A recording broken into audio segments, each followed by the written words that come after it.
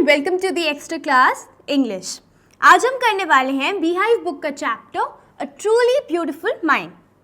सबसे पहले जाइए एंड डाउनलोड कर लीजिए एक्स्ट्रा क्लास ऐप ताकि आप सभी videos, notes, practice papers and previous years आराम से देखो। ये जो चैप्टर है ये एक ऐसे इंसान के बारे में है जो वर्ल्ड फेमस है, काफ़ी फेमस साइंटिस्ट भी हैं, and he is none other than Albert Einstein. So इस चैप्टर में आप पढ़ोगे क्या? ये कोई स्टोरी नहीं है, ये कोई फिक्शन नहीं है। इस चैप्टर में आप स्टडी करने वाले हो कि किस तरीके से एल्बर्ट आइंस्टाइन अपने बचपन में थे। क्या वो ऐसे ही लगते थे बचपन में भी कि बड़े होके ये बहुत बड़े साइंटिस्ट बनेंगे? क्या इनका बिहेवियर, क्या इनकी हरकतें, ये सारी चीज़ें इसी तरफ इंडिकेट करती थी कि ये बहुत ग्रेट इंसान बनेंगे, या फिर उससे ऑपोजिट? सो यही चीज़ें हैं जो अभी हम स्टडी करने वाले हैं। एल्बर्ट आइंस्टाइन बेसिकली बॉर्न हुए थे 14 मार्च 1879 में in a German city of Ulm. अब एल्बर्ट आइंस्टाइन जब पैदा हुए थे तो ऐसा कोई साइन या ऐसा कोई इंडिकेशन जो है वो नहीं था कि हाँ ये बहुत ग्रेट होंगे या बड़े बन के बहुत बड़े साइंटिस्ट होंगे, ऐसा कुछ भी नहीं था। इनफैक्ट इनकी जो मदर थी वो ये सोचती थी कि मेरा बच्चा कम्प्लीटली फ्रीक है। एंड फ्रीक क्यों, मतलब इतना कंट्रोल और इतना फ्रीक क्यों है? इसीलिए बिकॉज उनका जो हेड था कंपैरेटिवली अगर हम उनकी बॉडी देखें काफ़ी बड़ा था। सो आपने भी अभी देखे होंगे कुछ इमेजेस जहाँ पे हम देखते हैं एल्बर्ट आइंस्टाइन के हेयर काफ़ी कर्ली थे एंड हेड जो था कंपैरेटिवली टू हिज बॉडी काफ़ी बड़ा लगता था। तो जो उनकी मदर थी वो काफ़ी ज़्यादा परेशान थी इस चीज़ से लेकर। नाउ जब तक वो 2.5 years के नहीं थे उन्होंने बोलना नहीं सीखा था, एंड इस वजह से जो उनकी फैमिली थी काफ़ी परेशान थी कि ये बोलेगा कब। एंड जब इन्होंने फाइनली बोलना सीखा तो ये हर एक सेंटेंस को, हर एक चीज़ को ट्वाइस बोलते थे, रिपीट करते थे। इन्हें बाकी सारे लोगों के साथ दोस्ती करने में या ज़्यादा दोस्त बनाना इन्हें अच्छा नहीं लगता था। इन्हें अपने आप में ही रहना, अपने साथ ही खेलना, अपनी कंपनी को ही एंजॉय करना काफ़ी अच्छा लगता था। इनफैक्ट इनके जो कुछ भी दोस्त या जो कुछ भी लोग इनके साथ आते भी थे खेलने के लिए, they used to call him brother boring. मतलब उन्हें लगता था कि काफ़ी ज़्यादा बोरिंग है, बच्चे इतने थोड़ी बोरिंग थोड़ी ना होते हैं, बच्चे तो इतने एनर्जेटिक होते हैं, खेलते रहते हैं। लेकिन एल्बर्ट आइंस्टाइन उससे थोड़े से ऑपोजिट थे, एंड होंगे भी, वो सबसे अलग भी थे।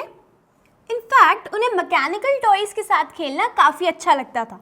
सो बचपन से किसी ने नोटिस किया हो या ना किया हो, लेकिन उनका जो सारा का सारा माइंड था वो एक ही डायरेक्शन में था, फिजिक्स में, मैथ्स में, मैकेनिक्स में। एंड इसीलिए उनको जितने भी मैकेनिकल टॉयज़ थे उनके साथ खेलना अच्छा लगता था। सो मच सो जब उन्होंने अपनी न्यूबॉर्न सिस्टर को देखा तो उन्होंने अपने पेरेंट्स से पूछा लेकिन इसके व्हील्स कहाँ पे हैं। सो इस तरीके से आप देख सकते हैं उनका जो कंप्लीट माइंड था वो बाकी सारे बच्चों की तरह नहीं था, वो थोड़े से उनसे डिफरेंट थे। एल्बर्ट आइंस्टाइन ऑल्दो पढ़ाई में बहुत अच्छे थे लेकिन वो स्कूल वगैरह के कॉन्सेप्ट को बिल्कुल पसंद नहीं करते थे, एंड इसीलिए टीचर्स के साथ उनके काफ़ी क्लैशेस होते थे, उनको अच्छा नहीं लगता था। तो एक हेडमास्टर ने उनके फादर को बोला था कि कोई फ़र्क ही नहीं पड़ता कि एल्बर्ट आइंस्टाइन कोई भी प्रोफेशन चूज़ करे, लेकिन वो कभी भी सक्सेसफुल नहीं होने वाला। सो हम देखते हैं कि एल्बर्ट आइंस्टाइन ने बचपन में ही कितना सारा क्रिटिसिज्म जो है वो इनटेक किया था, एंड उसके बाद जाके वो इतने बड़े साइंटिस्ट बने, इतने बड़े रिनोन्ड पर्सन बने, right? So at the age of 6 Albert Einstein ने वायलिन बजाना या वायलिन प्ले करना सीखा। एंड क्यों? Because his mother wanted, and वो काफ़ी ज़्यादा अच्छा भी उसको बजा लेते थे या प्ले कर लेते थे। एंड वो जो उनकी स्किल थी लाइफ टाइम तक उनका एक, आप कह सकते हैं ये एक हॉबी बन चुकी थी, to play violin. So Albert Einstein की जो अर्ली स्कूलिंग थी या जो हाई स्कूल था वो म्यूनिख में था, एंड वहाँ पे वो स्टडी करते थे। सो जब वो 15 years के थे, जैसे मैंने आपको बताया कि वो बैड पीपल तो नहीं थे, लेकिन उनके टीचर्स के साथ काफ़ी क्लैशेस होते थे, क्योंकि कोई भी बच्चा कभी टीचर को इतना क्रॉस क्वेश्चन नहीं कर पाता था बिकॉज ये उतने ही इंटेलिजेंट थे। एंड ये जो स्कूल का पूरा ग्रेड्स एंड ऑल सिस्टम था इससे बिल्कुल परेशान थे, इनको अच्छा नहीं लगता था। सो फाइनली उन्होंने वो जो स्कूल था वो छोड़ दिया था। सो लेटर क्या हुआ, उनके जो पेरेंट्स हैं they move to Milan in Italy, and इनको इन्होंने अपने रिलेटिव्स के पास छोड़ दिया ताकि ये उनके साथ रह लें आराम से, कोई दिक्कत ना हो। एंड फाइनली उन्होंने, उनकी जो विश थी कि वो जर्मन स्पीकिंग स्विट्ज़रलैंड में आगे की अपनी जो पढ़ाई है वो कंटिन्यू करेंगे, दैट वॉज फुलफिल्ड, क्योंकि उन्हें लगा था म्यूनिख से ज़्यादा लिबरल है, यहाँ पे ज़्यादा से ज़्यादा नए आइडियाज़ को इनकरेज करते हैं, एंड ये बेटर जगह है उनकी लर्निंग के लिए। सो हमें ये बात तो एल्बर्ट आइंस्टाइन की पता ही है कि वो काफ़ी ज़्यादा इंटरेस्टेड थे और काफ़ी ज़्यादा अच्छे भी थे फिज़िक्स में एंड मैथमेटिक्स में। बट उसके साथ साथ बहुत ऐसी चीज़ें थी जो उन्हें अट्रैक्ट करती थी एंड उन्होंने सोचा था कि जब उनका स्कूल ख़त्म हो जाएगा तो वो ज्यूरिख में एक यूनिवर्सिटी है वहाँ पे जाके जो अपनी आगे की स्टडी है उसको कंटिन्यू करेंगे एंड वो ऐसा करते भी है। एंड यहाँ वो एक बहुत ही स्पेशल लड़की जो है उसको अपना दोस्त बनाते हैं एंड इनके जो दोस्त थे वो काफ़ी रेयर थे, काफ़ी कम थे, बिकॉज वो जो इनकी तरह सोचते थे वही लोग जो इनके साथ बैठ के बात कर सकते थे, वही लोग जो इनकी कंपनी को एंजॉय कर सकते थे, इनके दोस्त बन पाते थे। Not everybody became his friend, बाकी सारे लोग इनके दोस्त नहीं बन पाते थे, बाकी सबको ये थोड़े अटपटे लगते थे। सो इनकी एक दोस्त बनी थी जिसका नाम था माइलेवा मैरिक। सो बेसिकली इनकी ये जो फ्रेंड थी इनका काफ़ी इंपॉर्टेंट रोल था इन एल्बर्ट आइंस्टाइन्स लाइफ। फर्स्टली हम जानते हैं ये कौन थी। ये एक यंग सर्ब थी जो स्विट्ज़रलैंड में इस यूनिवर्सिटी में पढ़ने क्यों आई थी, बिकॉज ये एक ऐसी यूनिवर्सिटी थी जो कि ग्रांट कर रही थी वुमेन को डिग्री। बहुत सारी ऐसी यूनिवर्सिटीज़ थी, कॉलेजेस थे जो डिग्री नहीं प्रोवाइड करते थे टू द वुमेन। तो यही एक ऐसी थी यूरोप में यूनिवर्सिटी जो डिग्रीज दे रही थी टू वुमेन ऑल्सो। तो ये काफ़ी खुश थी एंड इसीलिए यहाँ पे आई थी। तो जब आइंस्टाइन इनसे मिले उनको ऐसा लगा ये मेरी तरह ही है, मेरी तरह ही इसका इंटेलेक्चुअल भी वैसा ही है, मेरी तरह ही सोचती है एंड इन्हें लगा ये शायद मेरे लिए ही है, राइट। उनको लगा कि यही बेसिकली मेरी एक स्ट्रॉन्ग टीम बन सकती है एंड इसी के साथ मैं शायद अपनी पूरी लाइफ जो है वो स्पेंड कर सकता हूँ।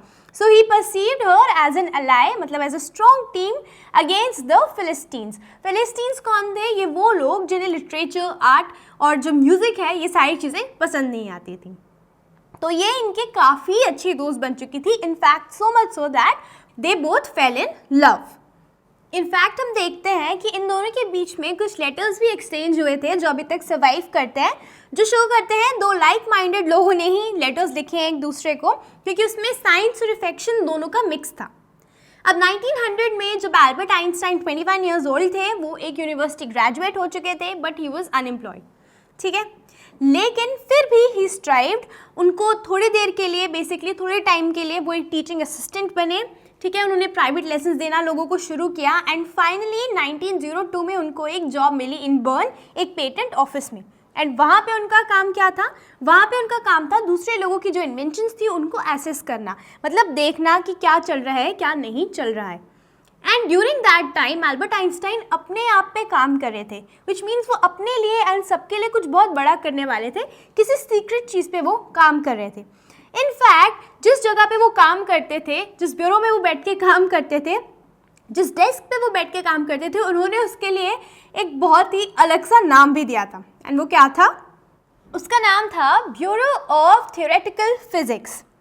अब 1905 में एल्बर्ट आइंस्टाइन ने एक ऐसा पेपर प्रेजेंट किया दैट चेंज्ड एवरीथिंग, जिसने सारी की सारी डायनामिक्स जो थी वो बदल दी थी। एंड वो पेपर क्या था एंड किस चीज़ के बारे में था? Let's see. सो बेसिकली जो उनका पेपर था वो टॉक कर रहा था about special theory of relativity.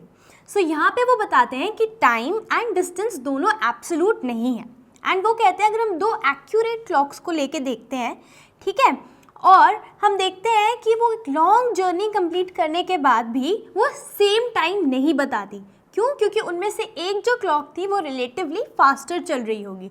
तो वो इसीलिए बताते हैं कि टाइम और डिस्टेंस कभी भी एब्सोल्यूट नहीं होते एंड यही वो समझाते हैं स्पेशल थ्योरी ऑफ रिलेटिविटी है। जिनको नहीं समझ आया उनको और आसानी से बताने के लिए एल्बर्ट आइंस्टाइन ने ये बात कही थी कि अगर आप एक बहुत ही ब्यूटीफुल लड़की के साथ 2 घंटे स्पेंड करते हो, उसके साथ बैठते हो, बात करते हो, तो ऐसा लगता है कि अभी सिर्फ 2 मिनट हुए हैं। लेकिन अगर आप एक हॉट स्टोव पे बैठ जाओगे तो अगर 2 मिनट ही हुए हैं आपको बैठे हुए तो ऐसा लगता है कि आपको 2 घंटे हो चुके हैं। ये रिलेटिविटी होती है एंड इसी को बेसिकली इसी से डिराइव हुआ था, जो हम कह सकते हैं इसी को फॉलो करा था, जो वर्ल्ड फेमस फॉर्मूला है जो रिलेशनशिप दिखा रहा है बिटवीन मास एंड एनर्जी, जो कि था E = mc²। सो यहाँ तक तो उनकी एजुकेशन वगैरह की बात हो गई। अब मूव करते हैं उनकी थोड़ी पर्सनल लाइफ के बारे में। सो जब आइंस्टाइन फिजिक्स में बहुत बड़ी बड़ी प्रॉब्लम्स को सॉल्व कर रहे थे, उनकी अपनी लाइफ काफ़ी ज़्यादा प्रॉब्लमैटिक हो चुकी थी। एंड क्यों हो चुकी थी? Because after finishing his studies वो चाहते थे अपनी फ्रेंड मैरिक से मैरी करना, लेकिन जो उनकी मदर थी वो इस चीज़ के लिए अप्रूव नहीं कर रही थी। उन्हें लगा था कि ये उन्हीं की तरह है, जैसे एल्बर्ट आइंस्टाइन एक बुक है वो भी एक बुक की तरह है एंड ये जो पेयर है वो अच्छा नहीं रहेगा। लेकिन फिर भी ही डिसाइडेड कि नहीं, ये उन्हीं से शादी करेंगे and they also get married. And जब उनकी शादी हो जाती है, उनके चिल्ड्रन भी हो जाते हैं, कुछ टाइम बाद जो उनकी मैरिज है वो भी फॉल अपार्ट करना शुरू हो जाती है। सो अब फाइनली वो दोनों डाइवोर्स ले लेते हैं एंड एल्बर्ट आइंस्टाइन अपनी कज़न एल्सा से शादी कर लेते हैं। He gets married to her. So by the time Albert Einstein ने एल्सा से शादी करी थी, उनको तब तक वर्ल्ड फेम जो था वो मिल चुका था, तो उनकी लाइफ का एक ये न्यू चैप्टर था।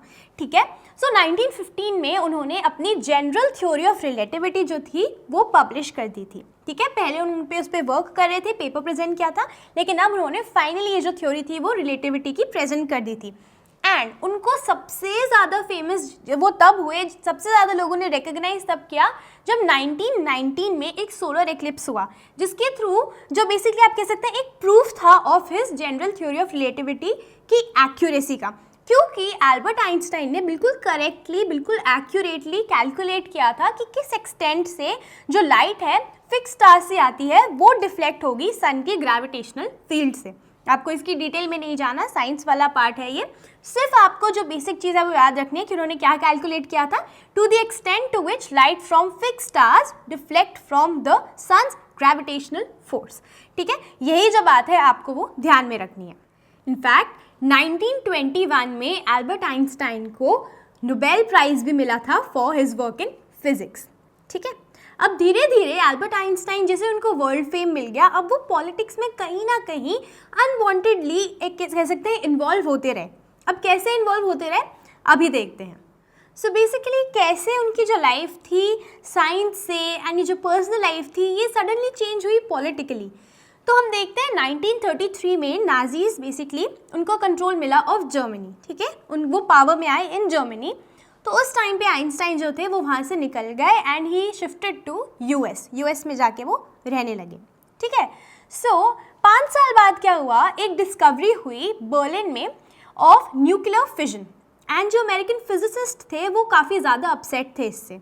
तो बहुत सारे लोग आप कह सकते हैं जर्मनी में भी अपसेट थे एंड बहुत सारे लोग जर्मनी छोड़ के भी शिफ्ट हो चुके थे, क्योंकि उन्हें लगा था कि क्योंकि नाजी पावर में आ चुके हैं तो वो कभी भी एक एटॉमिक बॉम्ब बना सकते हैं, कभी भी कुछ भी कर सकते हैं, कभी भी हमें डिस्ट्रॉय कर सकते हैं कम्प्लीटली। सो जब एल्बर्ट आइंस्टाइन को इन सारी चीज़ों के बारे में पता चला एंड इसीलिए वो यहाँ से चले भी गए, तो उन्होंने एक लेटर लिखा अमेरिका के उस टाइम के प्रेसिडेंट को। कौन थे? Franklin D Roosevelt. एंड कब लिखा ये लेटर उन्होंने? 2 अगस्त 1939 में। तो उन्होंने वार्न किया जो अमेरिकन प्रेसिडेंट थे उस टाइम को किसी पर्टिकुलर बॉम्ब के बारे में, न्यूक्लियर बॉम्ब के बारे में, कि अगर ये जो बॉम्ब है ये किसी पोर्ट पे एक टाइम पे आप इसको ब्लास्ट कर देते हो तो उस पोर्ट के साथ साथ जो भी सराउंडिंग टेरिटरी थी वो भी डिस्ट्रॉय हो सकती है।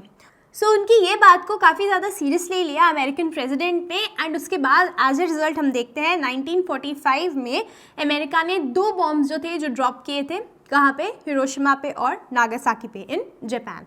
सो हम देखते हैं इसके बाद जो एल्बर्ट आइंस्टाइन है वो काफ़ी ज़्यादा गिल्टी हो चुके थे। क्यों? क्योंकि उन्होंने बताया था अबाउट द बॉम्ब एंड बताया था उसके इम्पैक्ट के बारे में। एंड ये बात जो थी अमेरिकन जो प्रेसिडेंट थे उन्होंने काफ़ी सीरियसली ली। ऑल्दो एल्बर्ट आइंस्टाइन का ये इंटेंशन नहीं था कि वो इस तरीके के उनके आइडिया की वजह से इतना ज़्यादा नुकसान हो, इतने लोगों की लाइफ जाए, लेकिन फिर भी ऐसा हुआ and he was very guilty. तो उन्होंने एक सेकेंड जो लेटर था वो लिखा एंड उसमें बेसिकली ये बात कर रहे थे कि हमें ऐसा नहीं करना चाहिए and all that and peacefully सारी चीज़ों को कैरी ऑन करना चाहिए। बट इस लेटर को किसी ने इतना सीरियसली नहीं लिया जितना उनके फर्स्ट लेटर को लिया था, that was about the bomb.